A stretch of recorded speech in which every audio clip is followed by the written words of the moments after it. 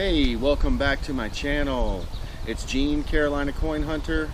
I'm going to give you a look at the MXT All Pro. Alright guys, let's check it out. When you purchase the MXT All Pro, this is the box that it comes in. And it does include an instructional DVD that'll give you a lot of information to get you going. The features listed on the box: you have a backlit display that shows target ID in depth, 3 hunting programs, relic, prospecting, coin and jewelry, 3 easy to adjust controls, gain, threshold, and dual. You got a waterproof 9.5 inch coil, automatic ground balance, 14 kilohertz operating frequency, and a 2-year warranty. Nice machine, general purpose, you can do it all. Let's take a look at the actual detector real quick. There's your control housing, and the majority of your controls are located here. You've got your battery box. You slide in your battery pack. You can also accept the rechargeable battery pack that White's offers. Really nice unit. Let's just check out the controls really fast. You've got toggle switch right here to switch from coin and jewelry to relic to prospecting. Over here's your toggle switch for your ground. You've got down for ground, which is going to track the ground. You can lock your tracking, and you can also set up for salt beach detecting. Really nice. And on this part you have your gain, which is your sensitivity, and this also powers on the unit. And as you turn it up, you have your sensitivity. You can see you have a preset between 9 and 10, and then you can run this hotter if the environment will allow. This is the threshold control, which is going to let us have that audible hum. And in coin and jewelry mode, this is your discrimination, and you can see it says nails, nickel, pull tab, and it has a preset area. When you're first starting, you can pretty much set everything to the preset and take off. And dual control means on the inside's control for like your prospecting mode, where you're going to set your self-adjusting threshold. That's what SAT is. It has a preset around 5 for that. Turning that up is going to let the machine recover from target to target just a little bit faster, that threshold to reset. It could have a minimal effect on depth. Let's go back into the coin and jewelry mode, and we'll check out the display. Alright guys, I'm going to show you this display. We're in the coin and jewelry mode. Each mode has a few options for your tones.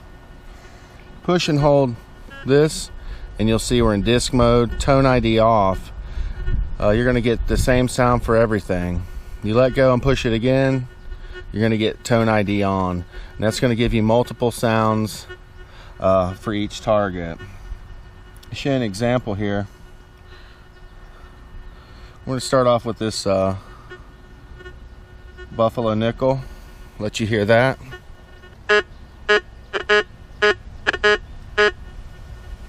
See, you're getting a target ID and a block right here above 5 cents. And if you notice, that block is rectangular.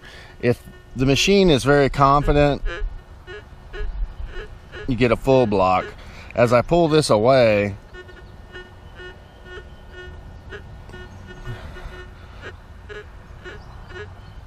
make it harder to pick up. You notice it's only half a block. Let's move on to a wheat penny. So you're getting a much higher tone, and you have your ID number. Do a barber dime. You're getting 10 cents, 1 cent, and a VDI number there, 78. Got a quarter. You're getting 25 cents in a VDI of 84. Got a $half. VDI of 91 and 50 cents. Here we've got a pretty good sized man's gold ring. VDI of 22. 5 cents a ring. Pretty neat. Right here we have an extremely thin and broken 10 karat ring. A lot of machines struggle on this.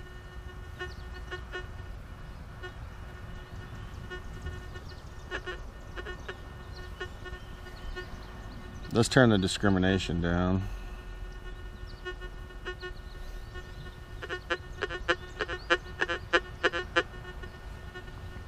So we're getting a foil reading, very low.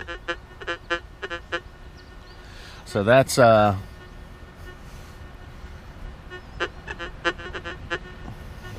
obviously why you don't want to run a whole lot of discrimination. Extremely fine gold can be lost. Okay. This is all, I haven't explained this, but it's pretty obvious. Ground grab. When you shift your switch right here to the lock position, you can push the ground grab button and immediately get a good ground balance and keep it locked in that position. Or if you're running in the tracking mode, which is on ground, you can update the ground balance really quickly by pushing that ground grab button. Or any of the modes you can use it. I like to use the ground locked and grab on a clean spot. A lot of the places I hunt are extremely nail infested and iron. If I can lock in my ground balance, I'll move on to that real trashy area and know I'm pretty close to the ground. A lot of times I think machines, when they're tracking on extremely contaminated soil and stuff, it can throw off your ground balance. So I'd rather just lock it in, and that's a really nice feature to have, and I'm glad to see it on this All Pro. Okay guys, we're flipping the switch to relic mode. In relic mode, you have 3 different options. You've got one tone, and what one tone's going to do is pretty much anything that's discriminated out, you're just not going to hear. Like we have this nail, you don't hear it. Then we have a nickel, it's going to report as a tone. If we take that discrimination up, say to pull tab, turn the knob up there, the nickel's gone. Let's say a high conductor like a quarter, it's still going to report. So that's what happens with one tone.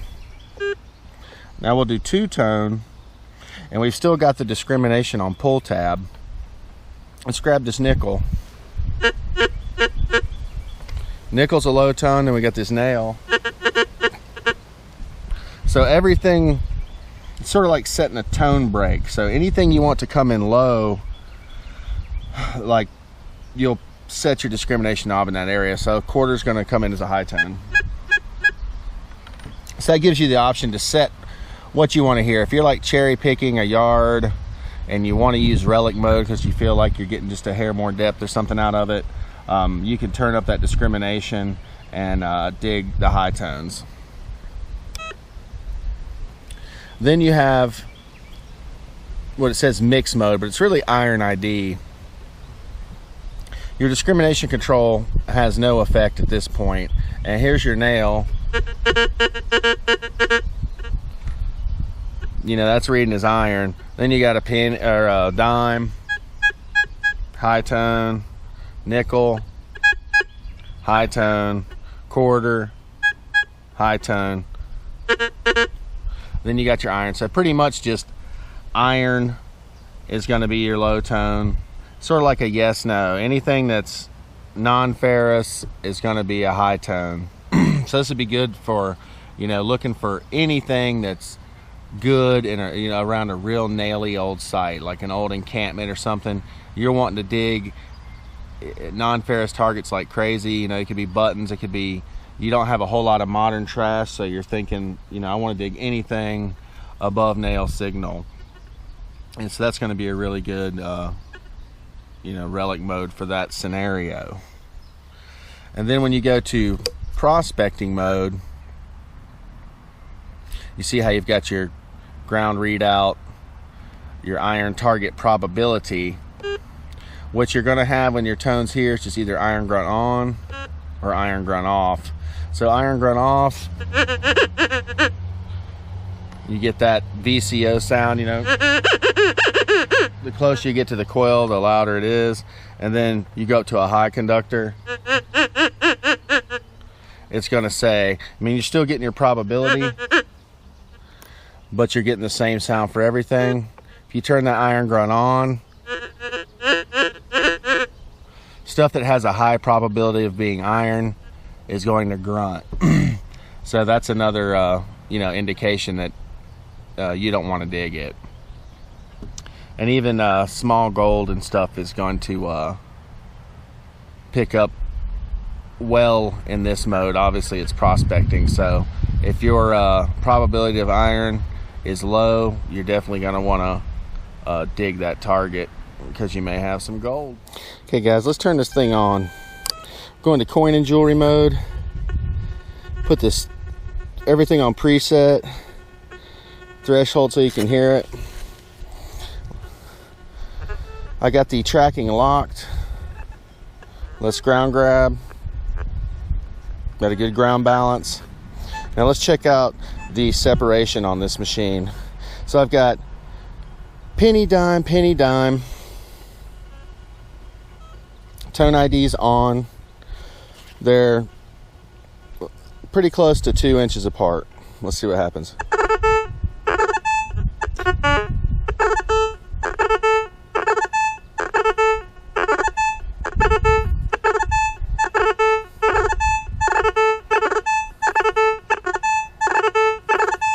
So I'd say that's looks like pretty good recovery speed there.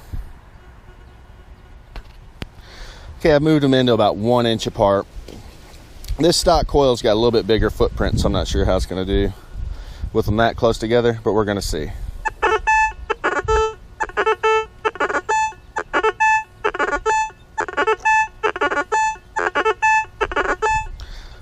Not bad, not bad. Seems it's pretty brisk sweep speed. But looking pretty good. Okay guys, we're going to do our depth test. We're in coin and jewelry mode, sensitivity 10, 0 disc. Hopefully I got the threshold up high enough for you to hear.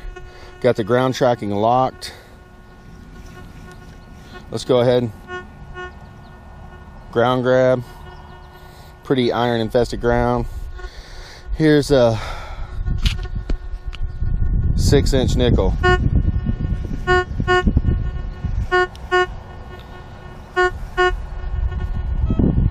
Tone ID on.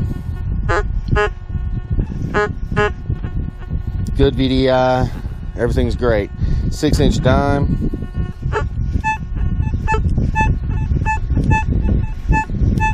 Good VDI, no problem. 6-inch quarter in this contaminated spot. No problem.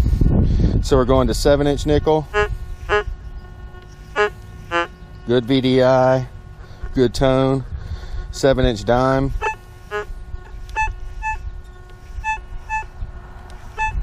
Now this has modulated audio, which means deeper targets are going to be fainter. Hopefully you can hear that. We're getting that 7-inch dime. Pretty good, good ID. Definitely diggable. 7-inch quarter. Good tone. A little bit fainter audio. Let you know it's deeper. That's a digging signal for sure. Now we're moving over to the 8-inch coins. Here we have an 8-inch quarter.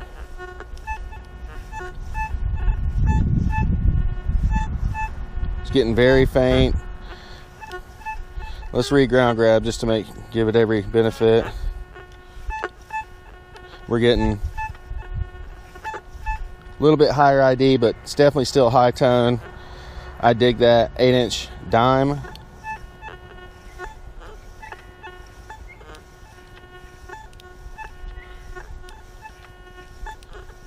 Very faint. It's kind of up in the ID. You'd have to be listening for that one in the field. One thing I'd like to see on this is that you could turn that off, you know, the modulation. It would probably bring out some of those signals. For some people would be able to find that and some wouldn't. And then we got the 8-inch nickel.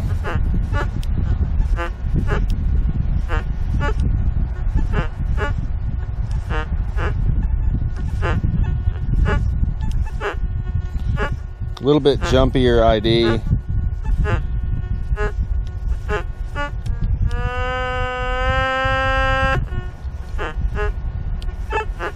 I don't know if I showed you that, but you do have a pinpoint trigger. You squeeze this. It's going to give you your depth. And as you get closer to the center, you're going to see your little bars go up. So there's the 8-inch nickel. Here we have a 10-inch quarter.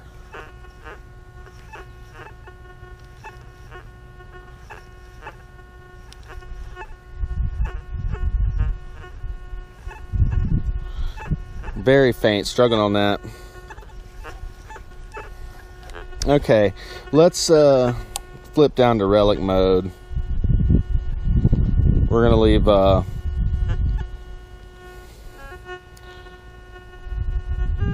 go to 2-tone.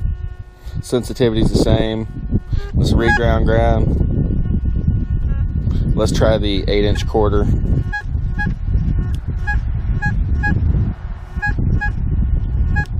Pretty good. 8-inch dime.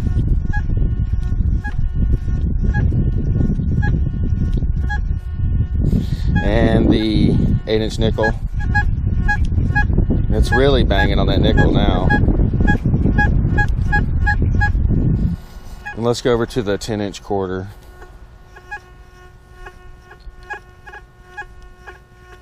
Big item, iron buckle. Just doesn't quite want to pick that one up. If you've seen some of my other tests, this 10-inch quarter in this particular spot's extremely difficult. Right here's a 10-inch dime. You can hear a slight waver in the threshold. Let's put it on prospecting mode. Rebalance.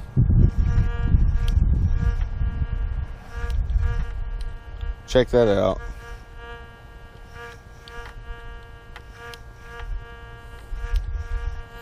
It's I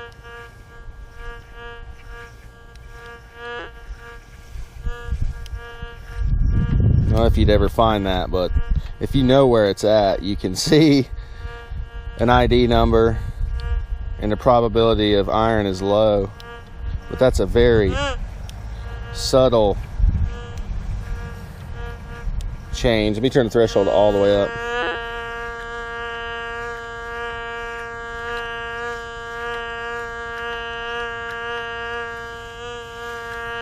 It wavers just enough to hear it.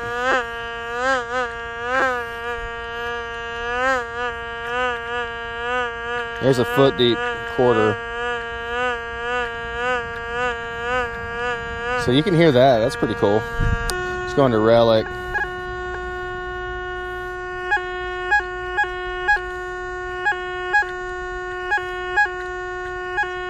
It's trying to get that here. This ground's just a little bit cleaner. Coin and jewelry.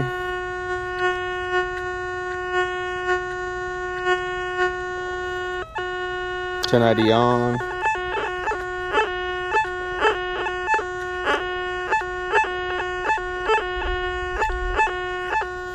Pretty impressive. The MXT All Pro. It's a really good metal detector. If you own this thing, I wouldn't sweat it too much. Seems pretty hot, pretty deep, very versatile, nice machine.